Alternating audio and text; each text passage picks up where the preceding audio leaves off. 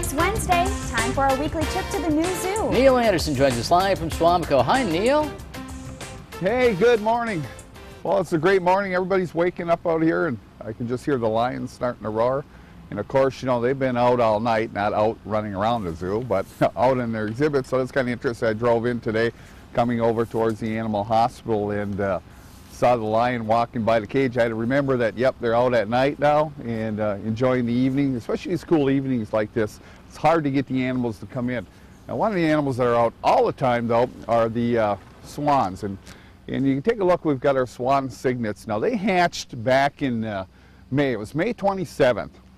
Now, remember, these are part of a endangered species program, you know, that we end up in the fall. We send them to Iowa, and they're released back to the wild.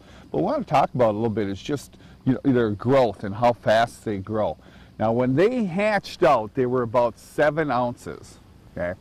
Now, the adults are anywhere between 25 and 30 pounds. We haven't weighed them recently, but these guys are pretty close to about 20 pounds. Wow. And what happens, you know, when they hatch out, you know, it's really the first couple of weeks, they'll gain about 20% of their body weight, and, you know, they'll be in, you know, after a day or two, they'll make it down to the water with the parents. And they have to learn to be able to feed and feed appropriately. And what they do is they'll start feeding on insects, real protein rich, and like I say, they'll gain about 20% body weight. But then they'll switch over at about 4 weeks into eating plant matter like the parents, and they learn that as well, make a successful transition. And at that particular point, when you think about it, these guys are gaining about a pound a week. Now, they're about 12 and a half weeks old. And here's the interesting thing with these guys now. They're fully feathered at about, you know, about 10, 11 weeks. You know, they're fully feathered. They're almost to the adult size right now.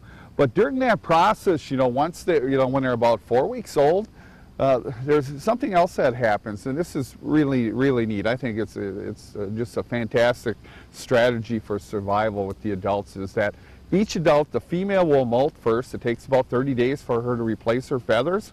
So after about the first 4 weeks, the little ones successfully are eating.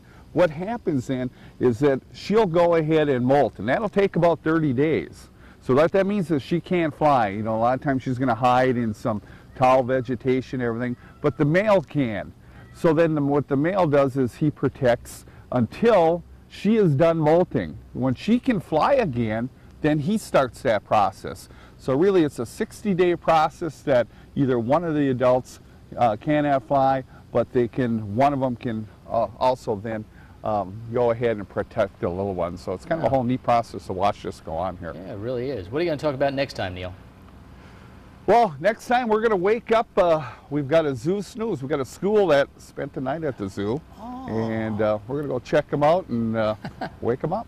Neat. Thanks, We'll Neil. see how that goes. Fun. Sounds good.